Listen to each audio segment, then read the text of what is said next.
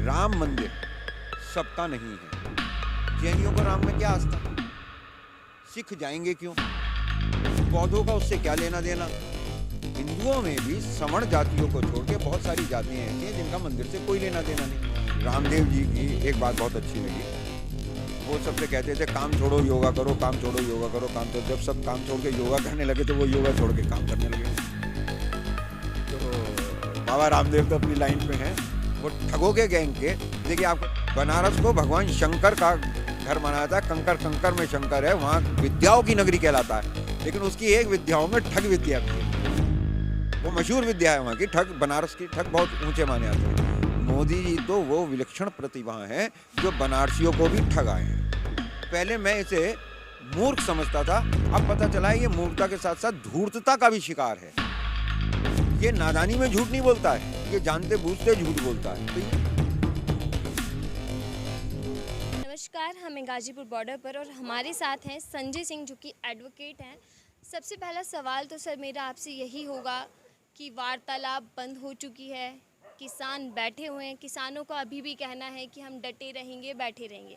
लेकिन अगर हम इतिहास निकालें या हम बात करें कि बिना बातचीत की किसी भी मुद्दे का समाधान नहीं निकलता, तो कब तक आप बैठे रहेंगे, कब तक सरकार आपको अनसुना अनदेखा करती रहेगी। ऐसे में किसानों, जो किसान हैं, जो आम लोग हैं, वो परेशानियों का सामना कर रहे हैं, महीनों से घर छोड़कर बॉर्डर्स पर बैठे हैं। क्या रूप है, क्या नई रणनीति होगी, क्या आगे स्कीम बनाई जाएगी जिससे इस आंदोलन को आगे ले जाया जाएगा? देखिए, आपके लिए आपके सवाल में ही आपका जवाब है कि ये जो वार्ता बंद थी उसके लिए खुशखबरी ये है कि अब नरेंद्र तोमर जी ने, कृषि मंत्री ने, बातचीत के लिए कहा है। अभी उन्होंने एक उसमें राइडर लगा दिया कि भाई बिल वापसी को छोड़ के बाकी बातों पे बात करेंगे, तो ये राइडर भी हट जाएगा। दूसरी बात, सरकार की जो लाइफ है ना वो लिमिटेड है और वो डिपेंड करती है हमारे वोट के ऊपर। हम अपने वोट के ऊपर डिपेंड नहीं कर रहे और हमारी भी लाइफ लिमिटेड नहीं है, हमारे संघर्ष की लाइफ भी लिमिटेड नहीं है।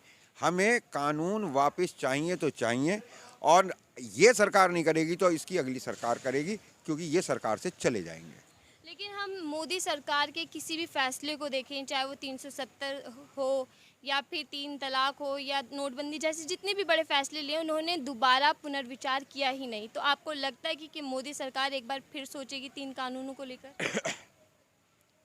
370 भारत के अंदर भारत की मानसिकता को बहुत समय से इस बात के लिए प्रोवोक किया जा रहा था, पाकिस्तान से उस समस्या को जोड़ा जा रहा था, और वहाँ पे ये चीज़ थी कि 370 की वजह से कश्मीर हमारे कब्जे में नहीं है, ये नेहरू की और कांग्रेस की भूल है, और इसे मोदी जी कैश करा रहे थे। अगर वहाँ पे कोई भी कार्रवाई सख्त होती थी तो उससे भारत के जनमानस को एक तरीके से शीतलता मिलती थी और वो माहौल बनता था बीजेपी के फेवर में। ऐसा ही शाहीन बाग में था। अगर शाहीन बाग के उस आंदोलन में किसी उत्तेजना की वजह से गोली चल जाती, कुछ वहाँ पे हत्याएं हो जाती, कुछ लोगों शहीद हो जाते, तो इससे एक बहुत बड़े वर्ग जिसको भड़का रखा था, उत्तेजित कर रखा था बीजेपी ने, उसके कलेजे को ठंडक पड़ती और वो इस बात को उनके फेवर में माहौल बनता।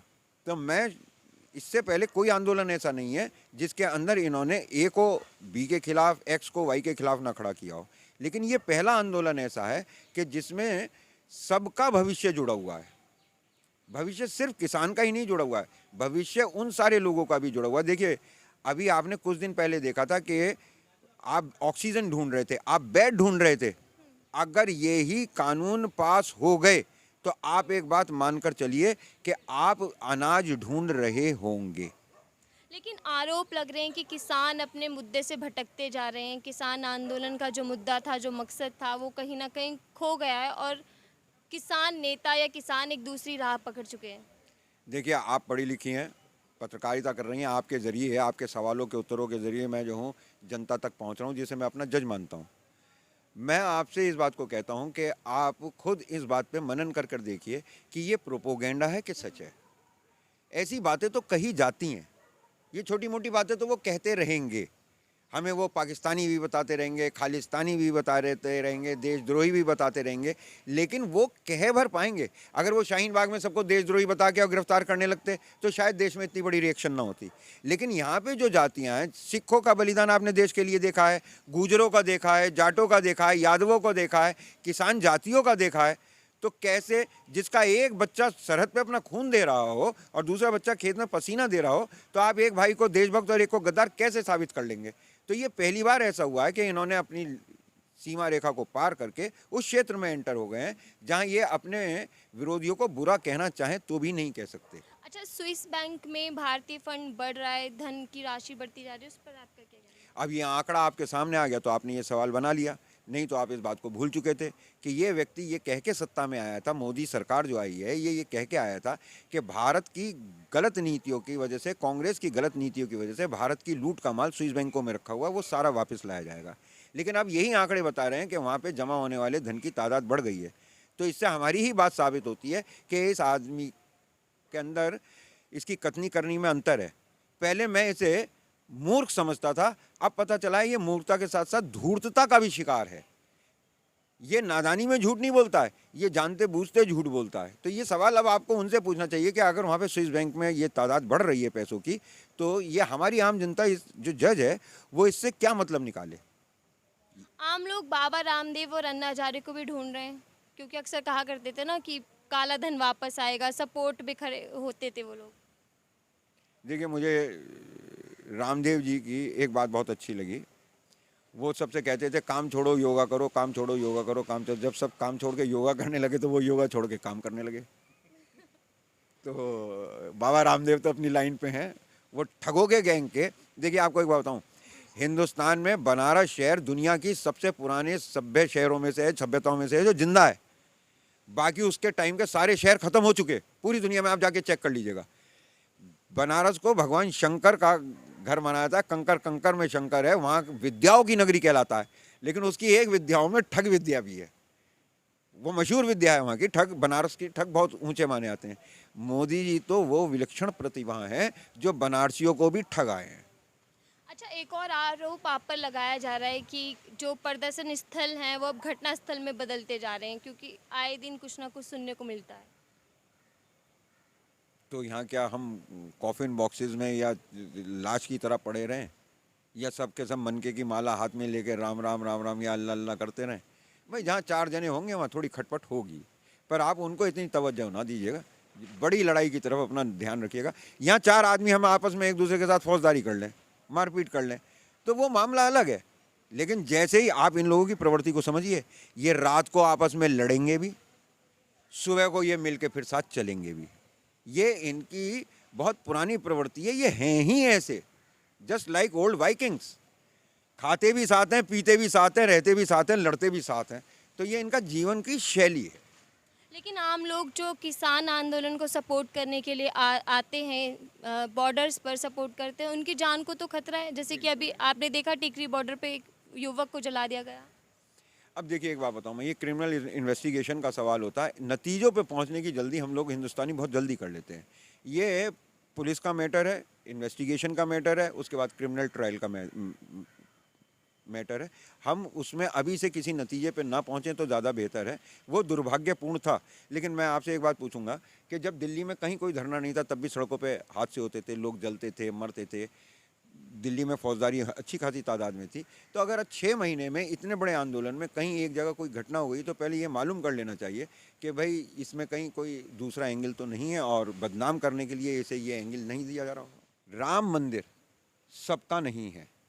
जैनियों को राम में क्या आस्था, सिख जाएंगे क्यों, बौद्धों का उससे क्या लेना देना। हिंदुओं में भी सवर्ण जातियों को छोड़ के बहुत सारी जातियाँ ऐसी हैं जिनका मंदिर से कोई लेना देना नहीं। लेकिन जो भारत के सामने समस्या है वो समस्या है अविरल गंगा की। आपके पहाड़ों में ही आपको मुक्त करने आई हुई गंगा कैद होकर सिसक सिसक के मर रही है। जीडी अग्रवाल साहब का जब कत्ल हुआ तो पूरा देश खामोश रह गया। 67 बांधों में से अभी 13 पूरे हुए हैं और 60% गंगा खत्म हो चुकी है। आप, मैं नहीं कह रहा, आप जाइए और पहाड़ में जाकर देख लीजिए। हमको कुंभ में अटका लिया जाता है। तो जो भ्रष्टाचार है वो भ्रष्टाचार वो वाला ज़्यादा सीरियस है। ये 18.5 करोड़ तो निकाल लिए जाएंगे इन्वेस्टिगेशन करके, लेकिन भ्रष्टाचार वो वाला बड़ा है जो हमारे भविष्य को ख़त्म कर रहा है। अगर आपको यकीन ना आ रहा हो तो आप गंगा को जाकर देखिए। दूसरी चीज़, हमें जिस भ्रष्टाचार की चिंता हो रही है उसमें पैसे कई बार नहीं दिखते। जैसे रंजन गोगोई, क्या उसने पैसे लेके फैसले दिए होंगे? उसको तो उसके बाद उसका मुआवजा मिल गया। तो भ्रष्टाचार के बहुत सारे तरीके हैं, आपको उसके बदले में क्या दिया जाता है क्या नहीं। लेकिन राम के नाम पर जिस तरीके से इन लोगों ने आस्था को ठगा है, जिस तरीके से इन्होंने राष्ट्र के नाम पे लोगों को ठगा है, सबसे बड़ा नुकसान मोदी जी ने जो किया है वो ये किया है कि उन्होंने भरोसा ख़त्म कर दिया है। मैं जब छोटा था, स्कूल में पढ़ता था, तो मुझे बाबा भारती का घोड़ा एक कहानी पढ़ने को मिली थी, आपने भी शायद पढ़ी होगी। उसमें बाबा भारती के घोड़े को डकैत ले गया था, उन्हें धोखा दे के बीमार बन के। तो जब वो लेके चल दिया था तो उन्होंने कहा था कि तू किसी को ये वाकया बताना मत। तो उसने कहा क्यों? बोले फिर लोगों का अच्छाई पे से विश्वास उठ जाएगा, कोई भी घोड़े वाला किसी बीमार की मदद नहीं करेगा। तो फिर उसे शर्मिंदगी महसूस हुई और वो घोड़ा वापस कर गया। इन्होंने जो ख़त्म किया है वो भरोसा ख़त्म किया। हिंदुस्तान की राजनीति की बेसलाइन बता दूं इस वक्त आपको, बस ये देख लीजिएगा कि अगर पुलिस मुझे पकड़ना है तो मेरी थोड़ी मदद कर दीजिएगा, मेरा एक इंटरव्यू और दे दीजिएगा। भारत की राजनीति की हकीकत यह है कि हिंदू तो मदमस्त हाथी की तरह है और जैन उसके ऊपर महावत की तरह बैठा हुआ है, जिसका हिंदू धर्म से कोई लेना देना नहीं है। जैन साहब ही बंगाल में चिल्ला चिल्ला के कह रहे थे कि भारत में भी भारत माता की जय नहीं बोल सकते। वहाँ बंगालियों ने एक बार जय माँ काली करा, सारे तोते उड़ गए। तो ये तो धूर्त और मूर्खों का कॉकटेल है, ये धूर्त मूर्ख बनाते रहेंगे। आपको एक मजे की बात बताऊं, आपने जमीन का घपला पकड़ लिया, चंपतराय बंसल पकड़ लिया। देखो जहाँ पे बंसल साहब हों, मैं किसी जाति विशेष को नहीं कहना चाहता, वहाँ बिना भ्रष्टाचार और गबन के कुछ हो ही नहीं सकता। आप आज से नहीं 200 साल पुराने हिंदुस्तान के इतिहास से भी उठाकर देख लीजिएगा। प्लासी की लड़ाई में भी हमें नज़र तो आया रॉबर्ट क्लाइव, सिराजुद्दौला, मीर जाफर भी नजर आ गया, लेकिन होमी चंद और मानिक चंद जैन कहाँ चले गए थे, जो उस पर दोनों तरफ से षड्यंत्र कर रहे थे। इससे भी पुरानी बताऊं, गुरु गोविंद सिंह महाराज के बच्चों की शहादत और माँ की शहादत हो गई, सरहिंद के नवाब ने जमीन नहीं दी कि यहाँ पे दाह संस्कार के लिए जमीन नहीं दूंगा, चील कौए खाएंगे। तब उसके दीवान ने जमीन मांगी और उसको कहा कि तू जमीन खरीद ले, और उसने अशरफियाँ बिछा के बड़ी शान से कहा जाता है कि दुनिया की सबसे महंगी जमीन खरीदी गई। जिस हुकूमत में गुरु महाराज जैसी शक्ति के पास अपनी जान माल अपने बच्चों की हिफाजत का ठिकाना नहीं था, वहाँ टोडरमल जैन साहब उसके मुनीम थे। तो ये सत्ता के साथ रहते लोग हैं। तो आप ओबीसी से जाके कहिएगा कि भाई, अब एक और ईमानदारी की बात बताऊँ, जितनी ये कबर पे से जो गंगा के किनारे रामनामी उतारी गई है ना चादरें, और अभी जब गंगा में जल बढ़ेगा और ये आपको बत्तखों की तरह तैरते हुए मिलेंगे, इनमें आप जाके चेक कर लीजिएगा 90% ओबीसी होंगे। लेकिन ओबीसी के साथ क्या है कि मानसिक गुलामी ने उसे वहीं खड़ा कर रखा है जहां वो था। उसे बहकाना आसान है, समझाना मुश्किल है। इसकी वजह बता दूं, हमारी प्रवृत्ति। स्वच्छ भारत स्वस्थ भारत मिशन के तहत एक एनजीओ ने कूड़ेदान रखवाने का जिम्मा ले लिया। जब 1 लाख का पैसा खाते हैं तो 5,000 रखवाने भी पड़ते हैं। तो झारखंड के एक मंदिर के बाहर एक कंगारू फाइबर का बना हुआ, जिसके पेट की थैली में कूड़ा डलना था, और बड़ा खूबसूरत सा काली धूतन लाल कान, वो खड़ा कर गए।